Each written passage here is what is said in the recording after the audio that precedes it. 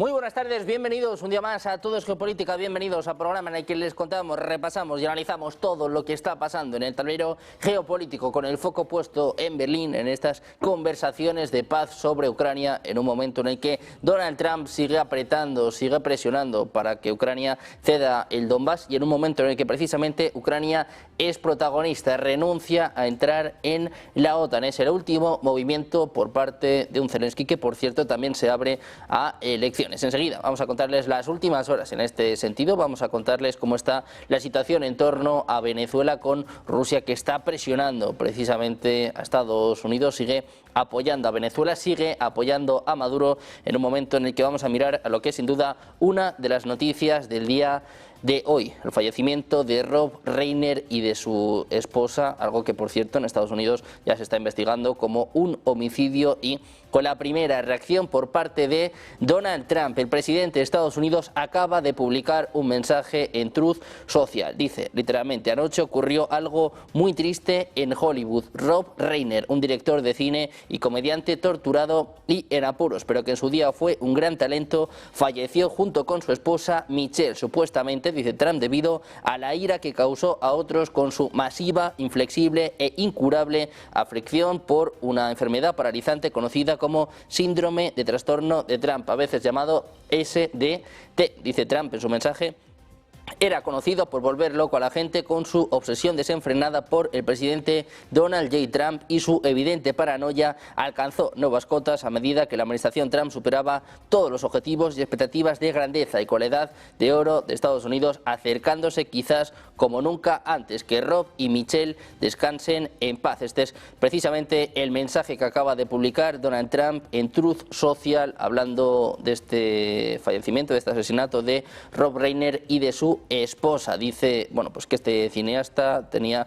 la enfermedad paralizante conocida como síndrome de trastorno de Trump. Muy atentos a esta última hora con el presidente de Estados Unidos, que termina diciendo que Rob y Michelle descansen en paz. Nosotros vamos a seguir mirando a más últimas horas y vamos a contarles que los negociadores estadounidenses todavía quieren que Ucrania ceda el control de las regiones orientales de Donetsk y Lugansk, conocidas colectivamente como Donbass, como condición para las conversaciones de paz con Rusia. Es lo que informa hoy AFP. El presidente ruso Vladimir Putin quiere territorio. Estados Unidos exige que Ucrania se retire de las regiones y Kiev no está de acuerdo con esta demanda. Dice que es un poco sorprendente que los estadounidenses adopten la posición de los rusos en este tema. Es lo que añade el funcionario. De acuerdo con estas fuentes, este planteamiento implicaría que Kiev renuncie al menos temporalmente a recuperar parte de su territorio a cambio de un alto el fuego y de ciertas garantías políticas y de seguridad que todavía están por definir.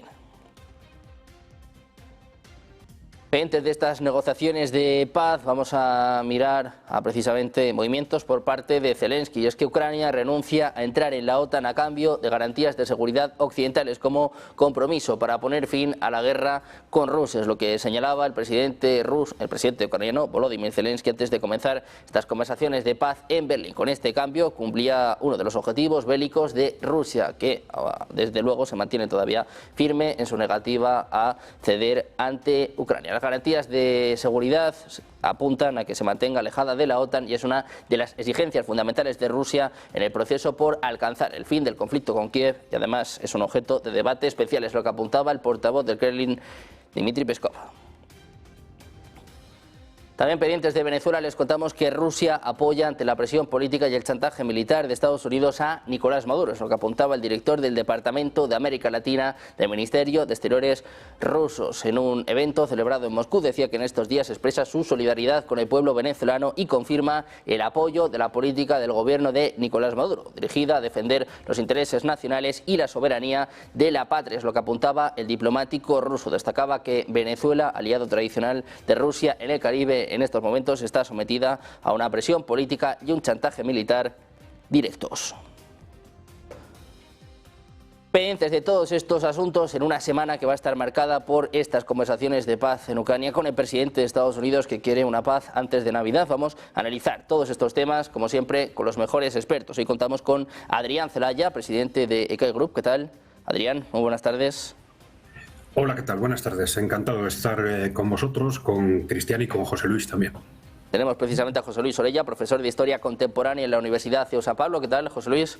Buenas tardes. Muy bien, es un placer estar con vosotros y también con mis compañeros, como siempre. Presentamos también por último a Cristian Lamesa, analista internacional. ¿Qué tal, Cristian? Muy buenas tardes. Bien, muy bien. Buenas tardes, Sergio, y también encantado de estar con los amigos.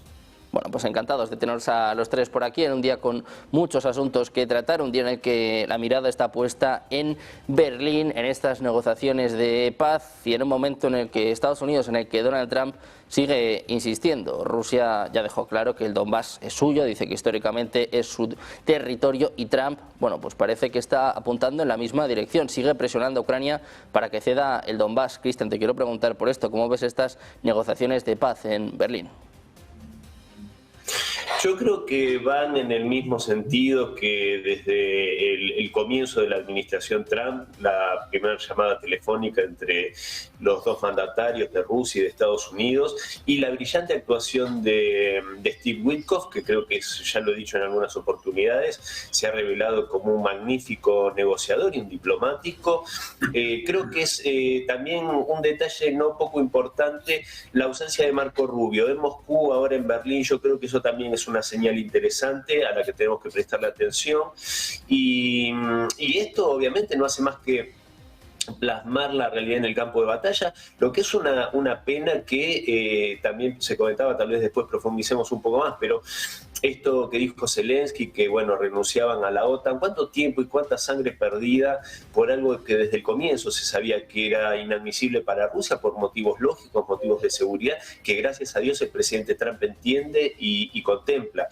Entonces, creo que lo del Donbass, por supuesto, es algo que es irrenunciable para Rusia, al igual que Zaporozhye, Gerson, y esos territorios donde el ejército ruso tuvo que ingresar para preservar y salvar a la población civil de la persecución de la que ha sido víctima desde 2014, persecución por su lengua, por su cultura, por diferentes aspectos, y un intento de genocidio contra esta población por el solo hecho de ser rusófona, porque recordemos que eran ciudadanos ucranianos. Entonces esos territorios donde pisó bota Rusia y derramaron sangre para liberarla, por supuesto que sería inadmisible no solo para el presidente Putin, sino para el mismo pueblo ruso que acompaña a su presidente en esta operación militar especial y en esta campaña que es ni más ni menos que también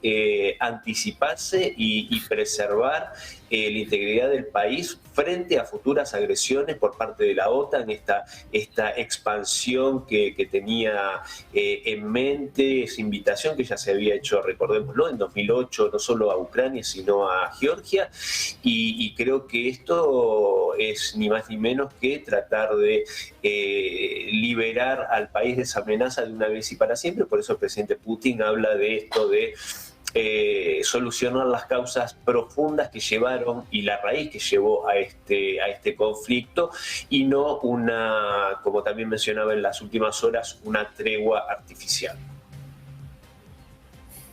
Bueno, pues Rusia que está rechazando precisamente esta tregua artificial, el presidente de Estados Unidos, Donald Trump, que sigue insistiendo con el Donbass. José Luis, te quiero preguntar también por esto, ¿cómo ves estas negociaciones y este plazo que ha marcado Estados Unidos, que quiere la paz antes de Navidad, que bueno, parece cada vez más complicado? Ahora es muy complicado, va tomando forma, un poco como bien ha dicho Cristian, pues ya se van amoldando, ¿no? Se van un poco centrando en varios de los temas principales, ¿no? Uno de los temas principales será esa búsqueda de que Ucrania sea ese estado tapón, ese estado neutral y que, bueno, Rusia desde un inicio lo había avisado, o sea, un no rotundo a la expansión hacia el este de lo de la y que no iba a permitir, bueno, pues por su propia seguridad. En un segundo lugar, bueno, pues también ese fracaso que se dio de ese intento de federalización, de respeto a no solo a los rusófonos, sino a las diferentes comunidades que con su propia identidad local existente dentro de Ucrania, que sufrieron, bueno, pues ese proceso de una uniformización, ¿no? Y que tendió, por tanto, bueno, a partir del del 2014 se produjo, bueno, pues toda ese friccionamiento y ese inicio ya de guerra civil, que vamos, que es más que un inicio, ¿no? Porque antes de la guerra que estamos hablando actualmente ya hubo 14.000 muertos, un poco en todo ese proceso, que muchas veces se olvida que este conflicto tiene unas raíces profundas en el 2014, ¿no? Pero sí que van tomando un poco forma también con una perspectiva muy grande de futuro, ¿no? Estas regiones que recordemos, y solo hace falta ver un poco las hemerotecas, los mapas presidenciales, que eran las zonas, un poco los baluartes electorales del antiguo Partido de las Regiones, que quedó prohibido en el 2022, y luego sus herederos un poco de la misma línea son, bueno, pues los oblasts que la Federación Rusa pues ha integrado de una manera unilateral, y donde tiene, bueno, pues un apoyo social, se puede decir, importante, ¿no? Debido un poco a los antecedentes un poco que hablamos, ¿no? Y por eso esa cuestión muy simple, que es de paz a través de tierras, ¿no? Que es lo que cuesta al gobierno de Kiev un poco reconocer, pero que en definitiva es en parte lo que estamos hablando, pero también con unas consonancias también geoestratégicas, de recursos de importantes, que es toda la parte más industrial que quedaría del lado ruso, pero especialmente también ese intento a largo plazo. Hay que tener en cuenta que la administración Biden consiguió algo que parecía imposible, que es esa alianza estrecha entre Rusia y China. En definitiva, la política exterior estadounidense bajo la administración demócrata echó a la Federación Rusa en las manos de la República Popular China, y ahora Trump pues está intentando realizar, se puede decir, un proceso a la inversa, ¿no? Intentar favorecer un proceso de neutralidad en ese aspecto, reintegrar a la Federación Rusa un poco a ese espacio un poco de relaciones con el resto de las grandes potencias, exclusivamente aquellos que tendrían una gran importancia, con posibilidades de proyectos futuros, como es la explotación de los recursos del Ártico. Habría que ver también cómo determinan las áreas de influencias en este aspecto. La asunción de ciertas reivindicaciones rusas, ojo, puede traer pues también igual ciertas cesiones por parte de Rusia en otros ámbitos continentales, como veremos igual incluso en el caso hispanoamericano, y por tanto, bueno, pues vemos ahí que el circo, la pista del circo, que puede ser el teatro de operaciones ucraniano, puede tener una transversalidad en otro tipo de pistas circenses que estamos viendo a nivel geopolítica mundial entre Estados Unidos y Rusia, cuyo objetivo a muy largo plazo es el intentar llevarse bien con Rusia, pero a ver cómo puede, bueno, pues intentar neutralizarla con respecto a ese gran bloque que se ha formado euroasiático, y que es verdaderamente el peligro liderado por Rusia, que es lo que ve Trump para ese liderazgo, esa hegemonía que Estados Unidos tiene, que está defendiéndose con uñas y dientes en todo ello, pero que desde luego va en un proceso de descendimiento, está ralentizando su propia decadencia, ¿no? Bueno, pues un momento de tensión, un momento de negociaciones, de conversaciones con Estados Unidos, que sigue presionando a Ucrania, y con un Zelensky que empieza a ceder. Adrián, te quiero preguntar por esto, ¿cómo ves sobre todo la situación en torno al Donbass, ¿no? Parece sobre todo el punto en el que no están de acuerdo, en el que menos están de acuerdo en estos momentos. Sí, yo creo que este movimiento con respecto a la OTAN es importante, sobre todo desde un punto de vista simbólico, porque nos refleja un cambio de hecho en la posición, más que de Ucrania, de la Unión Europea, que es en definitiva son las potencias europeas las que le están manteniendo a Ucrania en su postura, digamos, más radical, ¿no? Pero sin embargo, objetivamente tiene una importancia mucho menor de la que tuvo anteriormente, ¿no?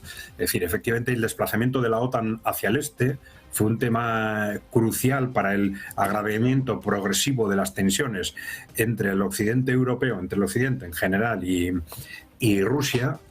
Pero claro, el significado que esto tiene en este momento es totalmente distinto, porque si nosotros ya lo hemos comentado muchas veces, si Rusia gana la guerra, la OTAN va a desaparecer.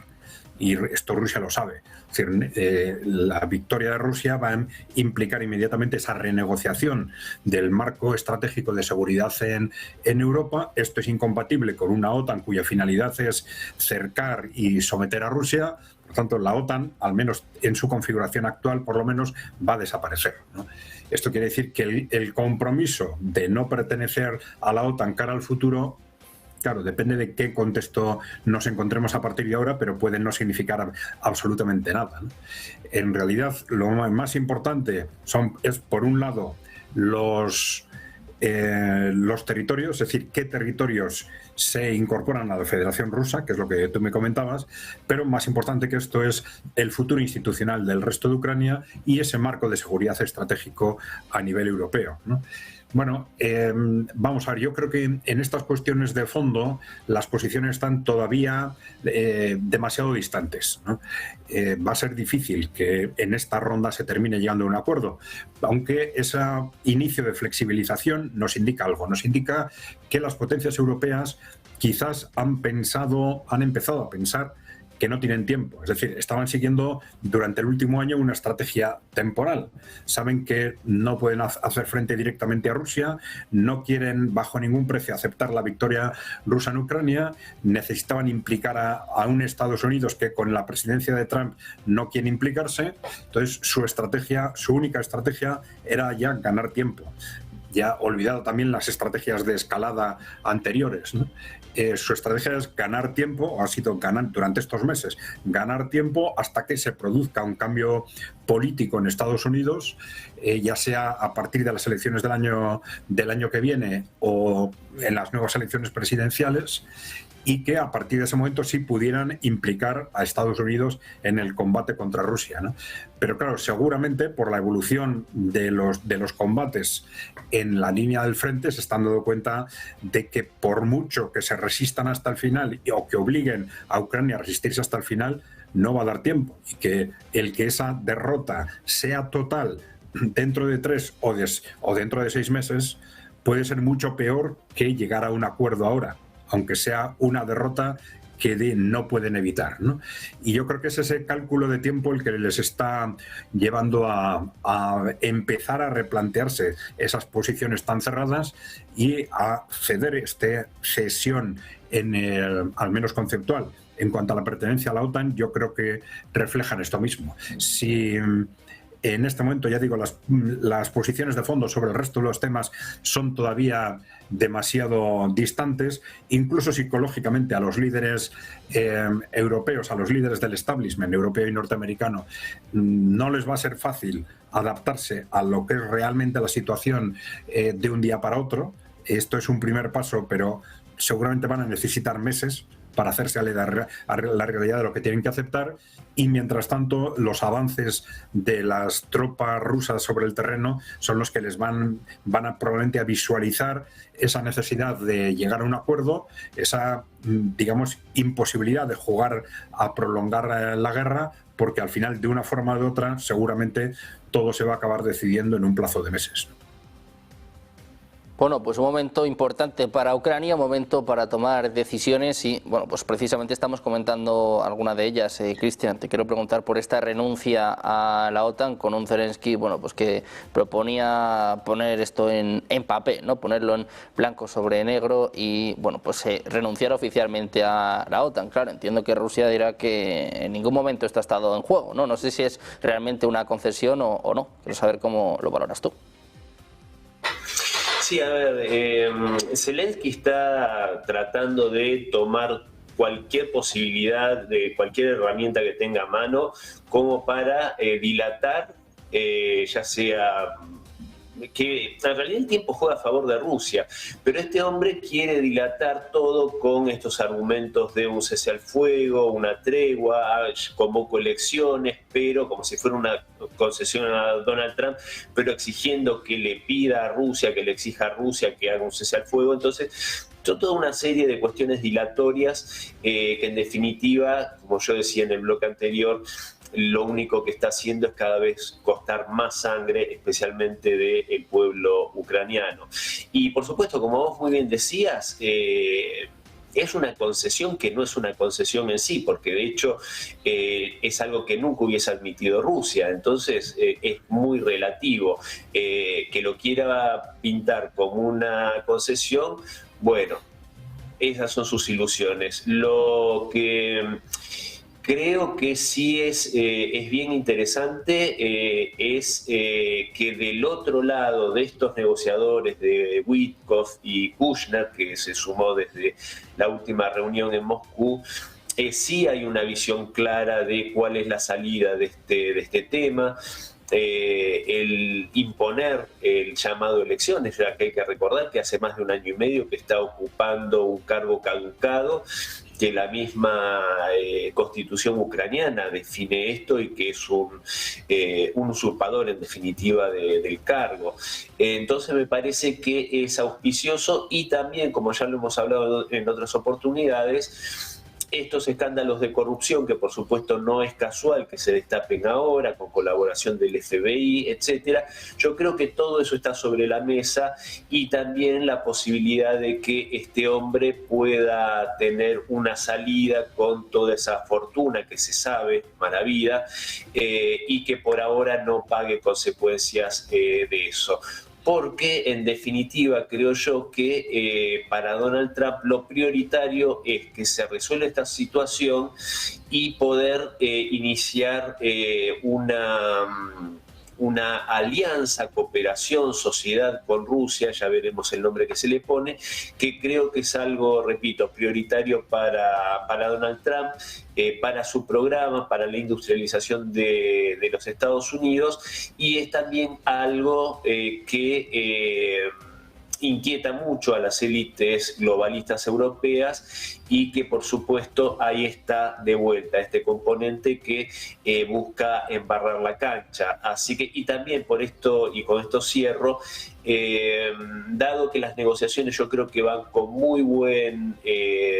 van en muy buen rumbo, desde una visión realista de la situación que se podría haber evitado, como dice Trump, esto no hubiese sucedido si él hubiese sido presidente, y dado la eficacia que están mostrando Kushner y Witkoff, creo que esto explica que estas conversaciones se estén dando en Berlín y no en Kiev, y yo creo que yo pondría especial atención en la seguridad personal de estos negociadores porque hay, y esto se sabe, gente del mismo gobierno corrupto del régimen de Kiev que tiene un enconado enfrentamiento con los mismos, con Witkoff y con Kushner. Bueno, pues el foco está puesto en esta negociación, en esta conversación con Witkoff y con Kushner como principales protagonistas y bueno, pues con esta noticia importante que, José Luis, te quiero preguntar si es o no una concesión, porque claro, Ucrania todavía puede estar cerca de entrar en la Unión Europea, pero en realidad nunca ha estado cerca de entrar en la OTAN. No es solo porque Rusia no quiere, es que hay muchos miembros de la OTAN que tampoco están de acuerdo. No, por eso mismo, es sencillamente una concesión que podríamos decir un poco de tipo moral, que empiezan a marcar o a señalar que están dispuestos a hacer concesiones, ¿no? Es más bien una señal, más que otra cuestión, porque como bien se ha dicho, ni siquiera los miembros de la OTAN, sabiendo los problemas que les podría plantear, estaban decididos a tener una admisión que podría suponer una situación, bueno, de tensión gravísima, ¿no? Por otro lado, es que Zelensky está intentando por todos los medios cómo puede, bueno, pues conseguir una tregua. ¿Por qué? Pues porque ahora, aunque volvamos otra vez a las situaciones climatológicas, ahora es el periodo de tiempo en el que ya con el hielo se va a endurecer todo el suelo y por tanto los rusos, que acaban de llegar a la última línea defensiva de fortificaciones y que estaban marcadas por las principales ciudades, tienen en algunos casos, como Zaporozhye, bueno, pues todo un amplio territorio en el cual ya no dependen de las carreteras, pueden ir por lo tanto por por los campos, por las praderas congeladas con sus vehículos blindados y protegidos con la superioridad de drones que tienen, y del mismo modo en la zona norte del Donetsk, ¿no? Que pueden, por tanto, crear una amplia C intentando rodear casi en 3/4 partes a todo el conurbano de Slaviansk y Kramatorsk, ¿no? Así que los rusos son los que no tienen ningún interés en la tregua, porque tienen ahora entran en un periodo de invierno que hasta que empiece el deshielo se convierta todo eso en barro y por tanto se queden ahí empantanados literalmente, que no puedan avanzar sino exclusivamente por las zonas asfaltadas. Los rusos pueden aprovechar su superioridad como ahora para romper esas líneas defensivas e irrumpir en la profundidad, con lo que eso significaría para los ucranianos que están arrojando sus reservas en Kupiansk para conseguir una victoria a nivel local que puedan afrontar. No, es difícil de ganarnos, tenemos una gran victoria local y por lo tanto podemos alzar un poco nuestra moral pues con una victoria que pueda obligar pues a ese congelamiento del frente, no perder más territorios y por lo tanto a una tregua que les permitiese reforzar sus posiciones armamentísticas, algo que claramente Rusia se niega en todos los de forma unilateral, y está presionando en todos los momentos para llegar a una situación que digan, es que cada día que pasa mi situación es mucho más fuerte y va a ser peor precisamente el alargar más el tiempo, ¿no? O sea, le favorecen las condiciones, aunque vemos pues un poco esos intentos de Ucrania que lógicamente todavía mantiene, como está haciendo con las últimas unidades sin preparación, conformadas por los desertores reclutados en unidades de castigo, que han sido lanzados a la zona de Kupiansk para conseguir una victoria moral que galvanice un poco ese frente y el momento de resistencia un poco de los ucranianos, pero todavía, como bien han dicho mis compañeros, la paz está muy lejos, va tomando forma, pero todavía queda espacio, ¿no?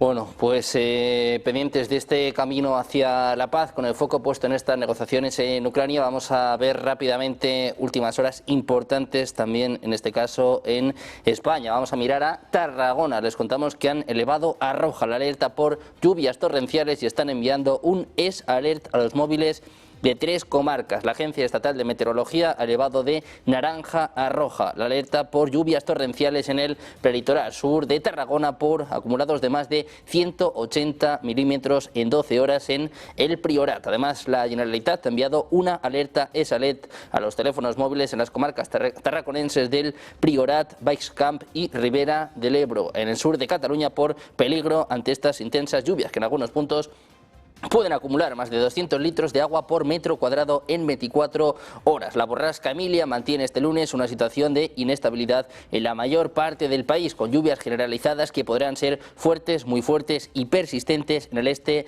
peninsular. La Confederación Hidrográfica del Ebro ha emitido este lunes un aviso por posibles crecidas súbitas importantes en cauces menores y barrancos ante las alertas por lluvias intensas en Tarragona, el Pirineo Ostense, Teruel y Castellón. Además, en Murcia, la Guardia Civil ha arrestado a un hombre que tras haberse visto sorprendido por una riada en una carretera había conseguido aferrarse a un árbol. En Valencia, la alerta roja ha terminado esta mañana a las 6. El Ayuntamiento ha decidido reabrir parques e instalaciones deportivas y además ha informado a los centros escolares de que pueden abrir en función de su capacidad organizativa. Pendientes de Tarragona, les contamos, elevan a roja la alerta por lluvias torrenciales. Han enviado un SOS a los móviles de 3 comarcas. Muy atentos de la actualidad nacional, sobre todo con precaución en estos momentos en Tarragona. Nosotros seguimos mirando a la actualidad geopolítica y, Adrià, te quiero preguntar precisamente por esto, esta supuesta renuncia de Ucrania a la OTAN, y si crees, pues que es un camino o no hacia la paz. Sí, antes he comentado que en mi opinión es una renuncia simbólica, pero no importante materialmente, ¿no? En parte por las razones que yo he dicho, por las que han dicho mis compañeros, ¿no? Pero ese simbolismo sí refleja un cambio de posición fundamentalmente en las potencias europeas, que tiene relación con lo que está pasando en el frente. Y lo que está pasando en el frente es que se están produciendo avances territoriales rápidos, ¿no? Rusia, de hecho, tiene ganada la guerra de desgaste desde el año 2023. Pero esto es difícil de entender para el que no comprende o no se hace la idea de lo que es una guerra de desgaste y de que la guerra en Ucrania es precisamente una guerra de estas características. En la guerra de desgaste, el objetivo fundamental, el objetivo no es el avance territorial, sino que tu enemigo se desgaste más que tú, y los avances territoriales vendrán más adelante como consecuencia de esa divergencia en el desgaste, ¿no? Una guerra de ese tipo, pues claramente fue la Primera Guerra Mundial, ¿no? En que los frentes estaban situados entre Francia y Alemania de forma constante, se movían muy relativamente, con un desgaste impresionante en los dos bandos, pero al final el mayor desgaste de Alemania frente a los aliados occidentales fue lo que generó que, aunque esos desplazamientos territoriales no eran importantes, pues Alemania al final tuviera que rendirse, ¿no? Bueno, este cambio en el equilibrio se produce en la guerra en Ucrania ya en el año 2023.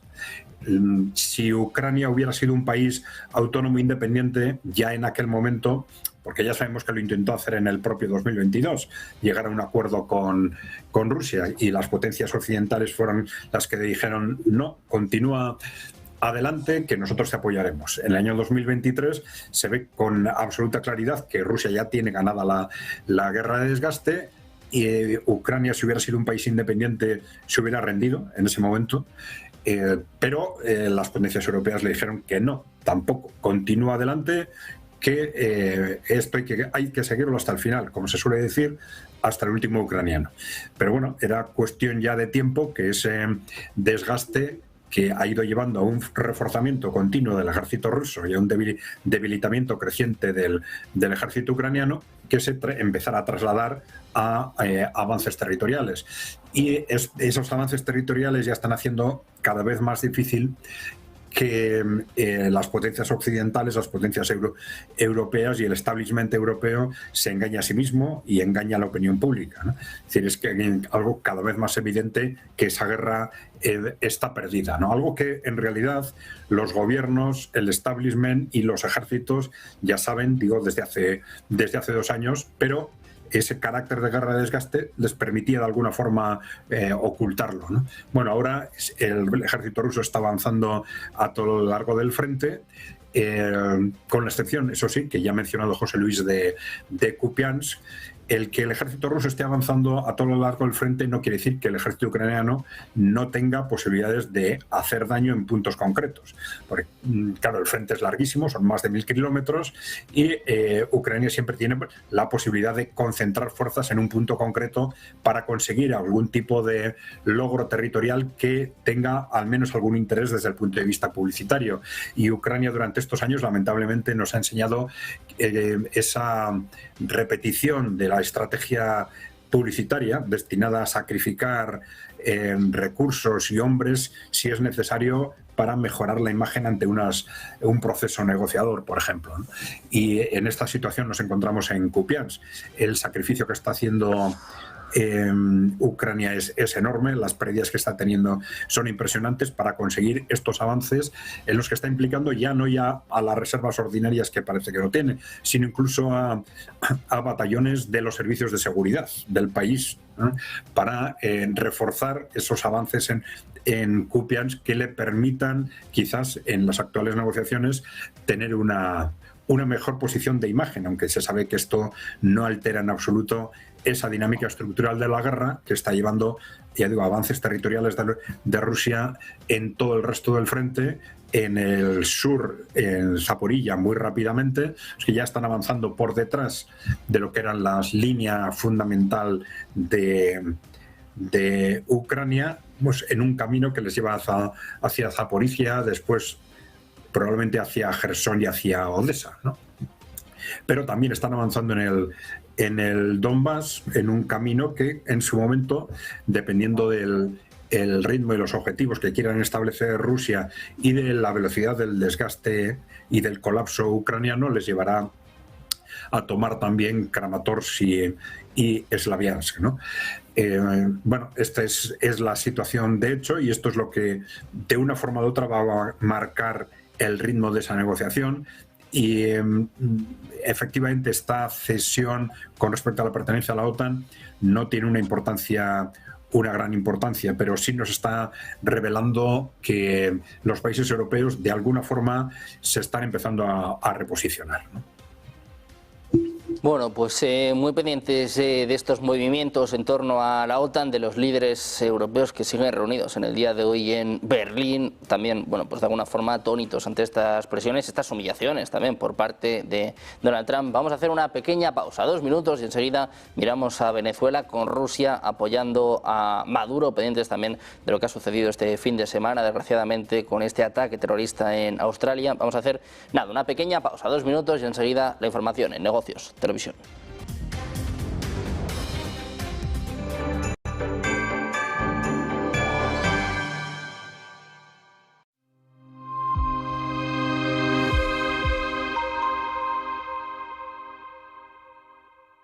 La propia sociedad israelí es bastante más heterogénea de lo que nosotros pensamos. Nosotros, yo creo que a veces tendemos a pensar que un israelí es un judío, y no, realmente empiezas a escarbar y ves que es mucho más heterogéneo de lo que nosotros podemos pensar.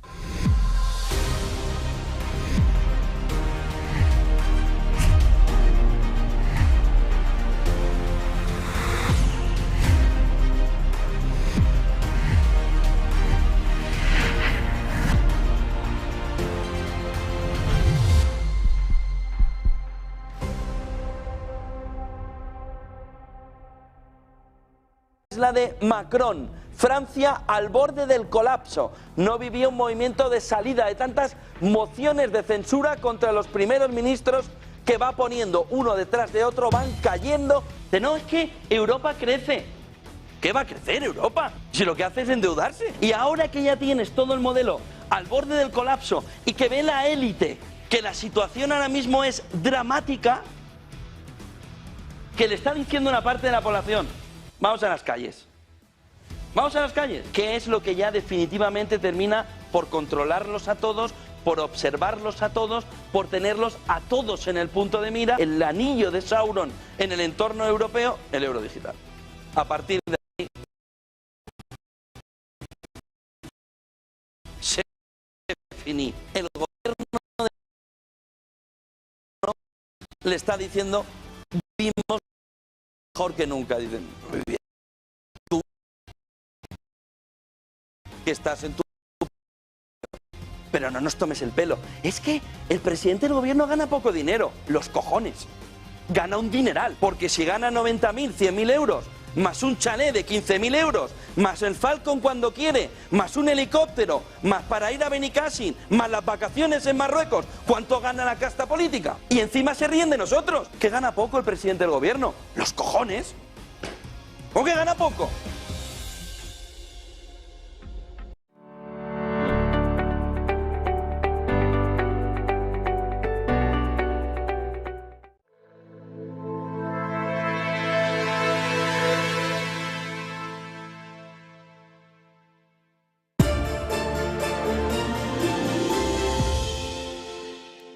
Conversaciones de paz, estas negociaciones por Ucrania, pero pendientes también de Venezuela, después de una semana pasada que estuvo marcada por este viaje de María Corina Machado, y en un momento en el que Trump sigue amenazando con ataques terrestres. Rusia sale al paso, ha vuelto a declarar una vez más su lealtad, su apoyo a Nicolás Maduro. Cristian, te quiero preguntar por esto: ¿cómo ves la situación en torno a Venezuela, con un Maduro que sigue resistiendo y un Trump que sigue amenazando?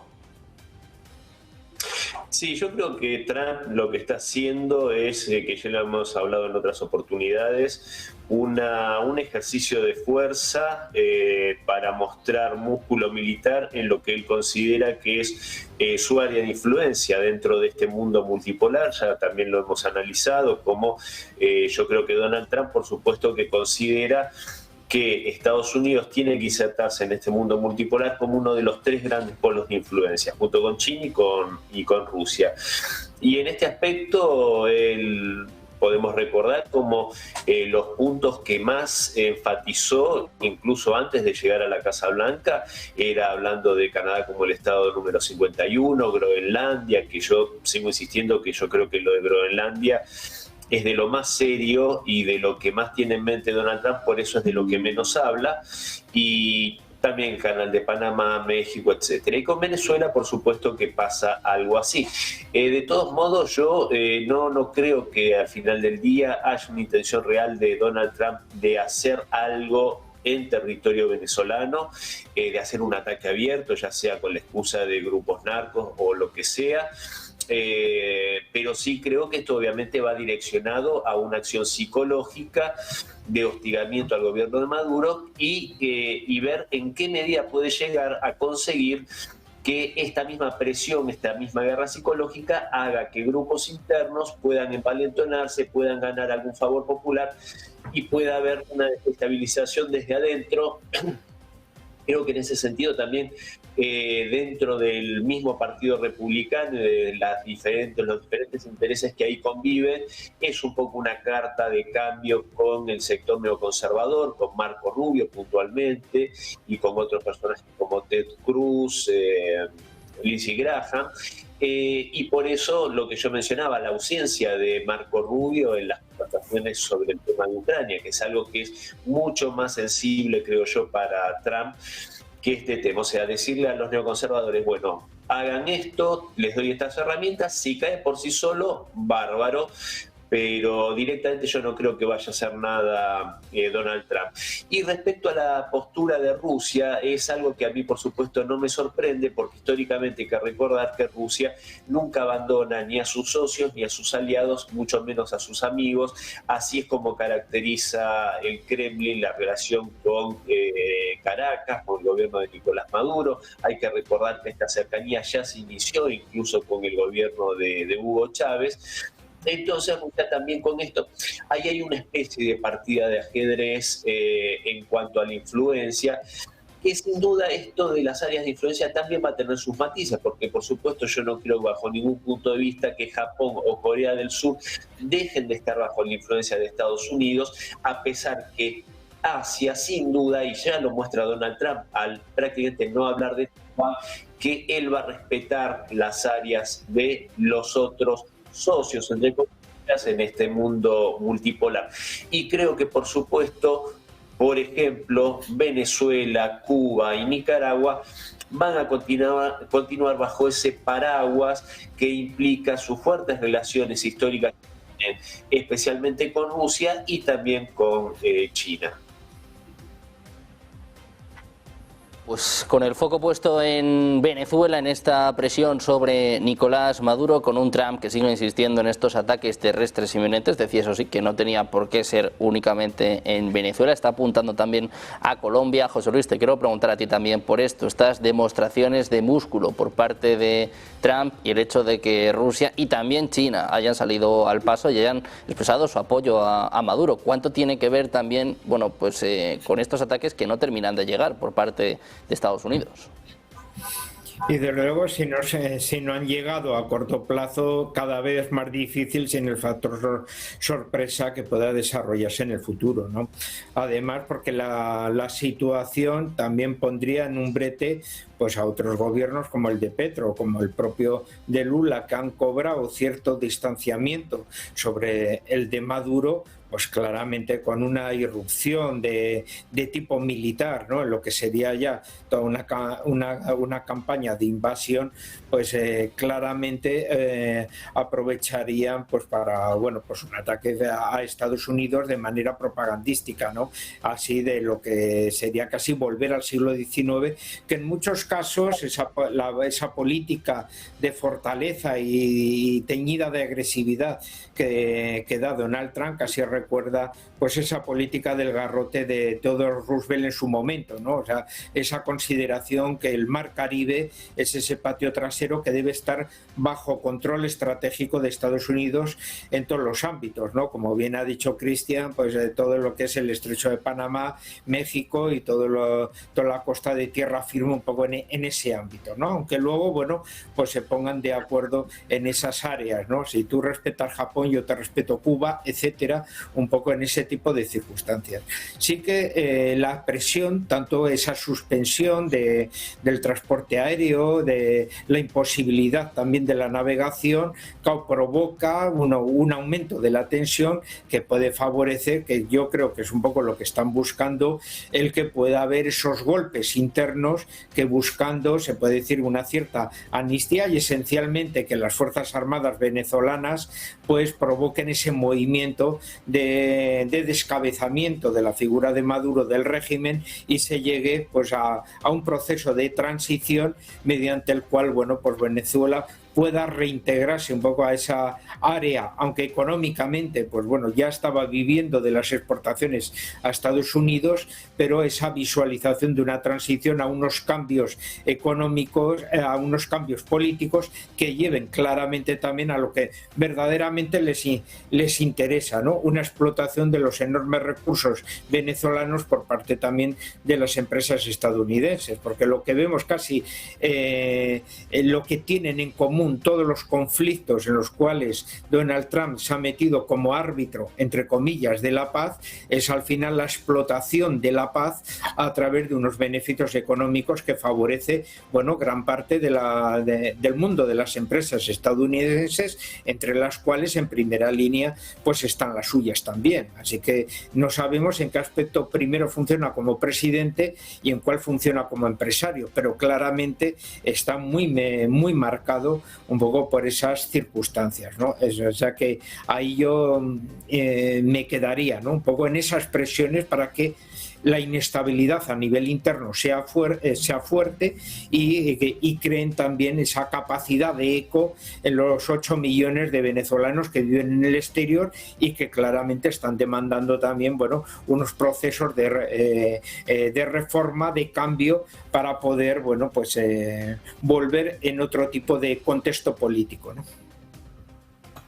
Bueno, pues un momento de presión sobre Venezuela, un momento en el que tanto Rusia como China están expresando su apoyo a Maduro, con un Donald Trump que amenaza pero no termina de pegar, no termina de atacar. Adrián, te quiero preguntar a ti también por esto. ¿Cómo ves la situación en torno a Venezuela y si esperas algún cambio de aquí a final de año? Bueno, efectivamente, el que esté pasando tanto tiempo nos revela que parece que era correcto el análisis, digamos, de casi todos los analistas, en el sentido de que difícilmente Estados Unidos iba a tener un objetivo de lanzar un ataque terrestre, ¿no? Teniendo en cuenta los enormes esfuerzos y costos que algo similar podría suponer, ¿no? O bueno, seguramente iba a suponer. Ahora bien, entonces, ¿cuál es el objetivo de Donald Trump? Porque esta es la gran cuestión, ¿no? Yo creo que esto hay que situarlo en el contexto en el que se mueve Donald Trump, que es esa, y que nos lo han revelado de alguna forma en el documento sobre estrategia nacional que acaban de aprobar, ¿no? La cuestión básica es la voluntad de Estados Unidos de adaptarse a un mundo multipolar que creen que viene de una u otra forma, en el cual creen que Estados Unidos tiene que ser uno de los polos y uno de los polos, digamos, lo más potente posible. Entonces, esto, por un lado, claramente incluye la reactivación industrial, económica del propio Estados Unidos, y hay una serie de políticas del trumpismo que están enfocadas en esa dirección, y, por otro lado, aparentemente mantener una zona de influencia. ¿Cuál es esa zona de influencia? Es la cuestión, porque ahí podemos hacer distintas interpretaciones. Por un lado, parece que están haciendo referencia al conjunto de América, digamos el hemisferio occidental. Por otro lado, teniendo en cuenta esas explosivas declaraciones de Donald Trump, nada más ganar las elecciones, pues parecería que está pensando fundamentalmente en América del Norte, con esas referencias que hizo a Canadá como posible estado número 51 de Estados Unidos, a una Groenlandia que podría ser, digamos, incorporada, a una posible intervención en México, ¿no? Pero bueno, primero, las dudas son sobre qué espacio consideran su área de influencia, y la otra cuestión es a qué están llamando área de influencia. Es decir, en qué tipo de influencia están pensando, y también en qué medios están pensando en utilizar para conseguirlo. Claro, dentro de estos medios, por ejemplo, se ha considerado la posibilidad de que existieran un reparto de zonas de influencia con Rusia y con China. Sí parece claro que hay desde hace tiempo negociaciones estratégicas entre Estados Unidos, Rusia y China pensando en el nuevo contexto, pero esto no quiere decir que haya un reparto de zonas de influencia. Puede haber simplemente un respeto a zonas de influencia mínimas o a su respectivo espacio, pero eso no quiere decir que se hayan repartido el conjunto del mundo o pretendan repartírselo, ¿no? Todo parece indicar lo contrario, los movimientos de una u otra parte. Esto no quiere decir, por ejemplo, que Estados Unidos haya renunciado a utilizar el contexto, en particular el contexto en Europa y de la guerra en Ucrania, para aprovecharlo para ampliar su zona de influencia en Latinoamérica, y en concreto en este caso en Venezuela. Seguramente no es casual que esto se produzca en mitad de unas negociaciones con respecto al futuro de la guerra en Ucrania, en el cual Estados Unidos está teniendo un papel fundamental. Aunque no haya nada negociado con Rusia, Estados Unidos puede tener la expectativa de que en esas condiciones es más fácil que ante una posible intervención norteamericana, pues que Rusia por lo menos reaccione de una forma menos agresiva, menos dura, quizás mire para otro lado en caso necesario, aunque Rusia no haya comprometido nada, pero puede ser simplemente una expectativa de Estados Unidos, ¿no? Yo creo que esto no hay que descartarlo por la coincidencia en el tiempo, ¿no? ¿Qué más podemos decir? Bueno, pues sabemos que en principio China y Rusia están reaccionando de acuerdo con sus relaciones históricas y recientes con Venezuela, que en principio una intervención armada de Estados Unidos no es previsible, que una intervención armada directa, que si esto no es así, estamos hablando de una maniobra de presión, ¿no? Una maniobra de presión que tiene que ser lo suficientemente contundente para que tengan resultados importantes, porque si no es así, claro, todo este movimiento de desplazar una auténtica flota a las costas de Venezuela, pues tiene unos costes impresionantes, ¿no? Y difícilmente se justificaría por un simple juego diplomático de corto plazo, un efecto de imagen a corto plazo, aunque tampoco es de descartar en el caso de un Donald Trump que tiende a jugar en base a efectos de imagen de forma realmente sorprendente, ¿no? Lo más lógico es, como han dicho mis compañeros, que esté pensando en la posibilidad de que o bien en la política venezolana o en el ejército venezolano haya fuerzas con las que estén ya contactadas que de alguna forma hayan creado expectativas de que ante una presión suficiente norteamericana pues vayan a crear un frente interno significativo, ¿no? Sin embargo, no hay datos objetivos que nos permitan especular en esa dirección. La posición está, aunque un sector está como el de María Corina, Corina Machado, está muy apoyado desde Estados Unidos, pero la posición está muy fragmentada. No hay signos externos de que en el ejército haya una división fundamental. El otro aspecto de este tipo de movimientos puede ser el interno, que también lo ha comentado creo que Cristian, ¿no? Es decir, que Donald Trump, como en otras ocasiones, esté realizando un efecto de imagen cara al establishment político norteamericano e incluso a su propio círculo, en el que hay personas como Marco Rubio muy vinculadas a estos lobbies pues con influencia norteamericana y con una clara vocación de expansión y de agresión, digamos, contra países como Cuba o Venezuela, ¿no? Bueno, no hay que descartar que Donald Trump esté jugando a compensar una aparente visión o imagen de debilidad, de lo que puede interpretarse desde el establishment como debilidad en Ucrania, con una aparente imagen de fuerza en Venezuela. esto tampoco sería un elemento a descartar, algo que, ya digo, en otro tipo de dirigente sería muy extraño, pero que en alguien como Donald Trump, teniendo en cuenta la radicalidad con la que juega con estos efectos de imagen, pues realmente pues sería un factor a tener en cuenta. Muy pendientes de lo que ocurre en Venezuela, con Rusia y con China apoyando a Maduro, lo que va a ser sin duda una semana clave también para saber qué sucede con este conflicto. Muchas gracias a los tres por estar con nosotros, Adrián, Cristian, José Luis. Placer contar con los tres por aquí en este inicio de semana. Muchas gracias. Buen día. Un saludo. Muy buena tarde.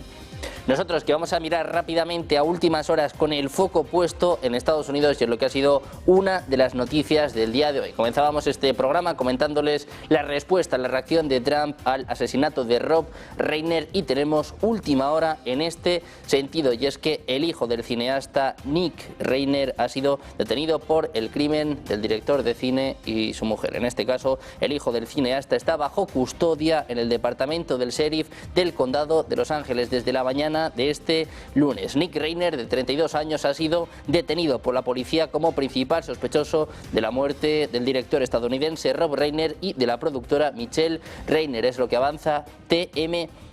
El hijo del cineasta se encontraría bajo custodia en el departamento del sheriff del condado de Los Ángeles desde la mañana de este lunes. Al parecer, Nick Reiner, de 32 años, habría causado el asesinato de sus padres. Un hombre llamado la atención después de que se informara que había sido el autor del asesinato de Rob Reiner y de su madre, Michelle Singer. El hijo de Rob Reiner y de Michelle nació en Los Ángeles, California, siendo el segundo hijo del matrimonio. Desde esta mañana está en el condado de Los Ángeles detenido a raíz de este asesinato de sus padres. Muy atentos de la actualidad, muy atentos de Estados Unidos. Vamos a mirar también al FBI. Les contamos que la Oficina Federal de Investigaciones arrestó a 4 personas sospechosas de planear una serie de atentados con bombas en la víspera de Año Nuevo en Los Ángeles. Es lo que informa Fox News este lunes, citando a la Agencia Federal de Aplicación de la Ley. Según el informe, las 4 personas arrestadas se identificaron como miembros de una